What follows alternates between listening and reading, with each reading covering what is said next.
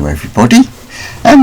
We're going to be planting some peas. Well, planting some peas. I brought some peas on at home, and now it's time to plant them. They're a little bit young for putting in, but then if the weather's going to be good, you might as well put them in.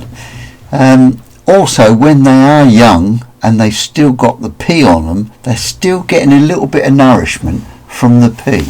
So if they do get a little bit dry or something, then perhaps they survive.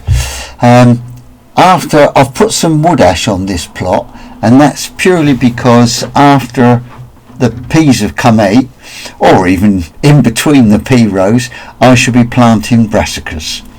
So that's why I've done that. Now then, to take and make the trays, you want to try and keep as much root on them as you possibly can, so that basically that's the best way to do it. You don't want to damage them, do you? You put them about 3 or 4 fingers apart. That's a flat hand, just 3 or 4 fingers. Peas will actually grow quite close to each other. Obviously each row we're going to make them about 9 inches apart. There we go, look. There. So plenty of soil around it. If I'd have left them in the tray for a little bit longer, they would have had a bit more root on them. But hey ho, off we go. Yeah.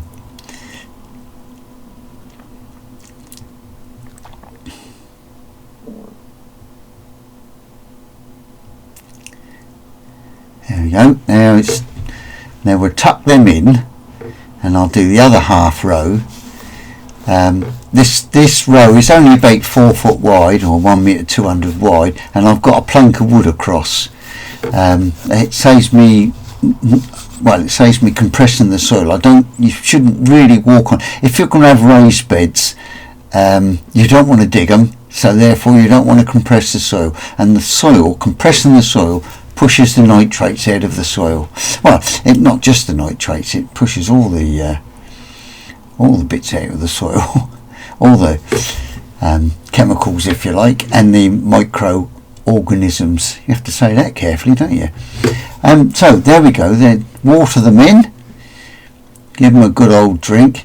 The weather forecast for the coming week is for only light rain and warmer. We're lucky down here in the south coast, because we get the temperature from the sea. So there we go, they're in. Let's do the other half a row. I put sand around them. That does discourage the slugs and anything else from eating them. It obviously only crawly things, but it discourages them. Right, so now I'm going to put another row in, but I'm going to put this second row a hand width. That is, spread your hands out. In other words, from your little finger to your thumb, it's about 9 inches.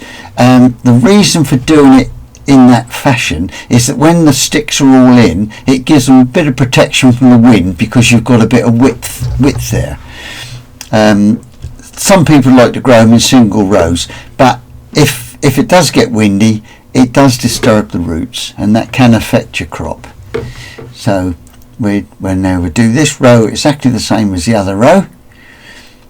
Tuck them in, make sure they're all stood up.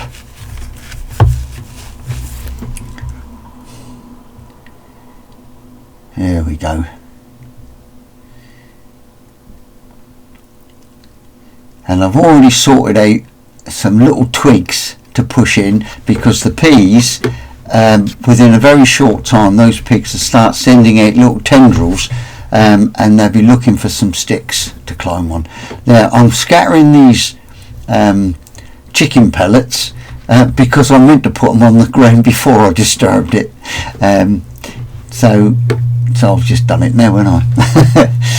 Yeah, I like to put a little bit of extra soil in, even though this ground was top dressed with stable clearance way back in September. That's it, water them in.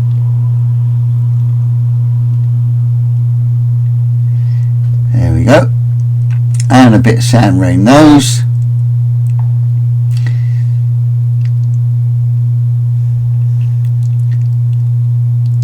There we go. Now then, let's go to the other side. Oh no, we'll stick a few stickies in first, just in case I forget. There we go. I always put in a few twigs that have got little branches on them right down by the bottom. That's way so that the very first tendril gets something to hold on to. If you put in other sticks, bigger sticks, usually the bottom bit hasn't got any twigs on them. So there we go. That gives them something to climb onto and get them up away from the ground where they will get eaten, of course, with slugs and snails and puppy dog's tails. No, slugs and snails. That's what little boys are made of, isn't it? Slugs and snails and puppy dog's tails. What was the girls made of? Oh, somebody could remind me of that. Something and all things nice or something. Oh, sugar and spice and all things nice. That's it. Oh well, there we go. A few more sticks in there then.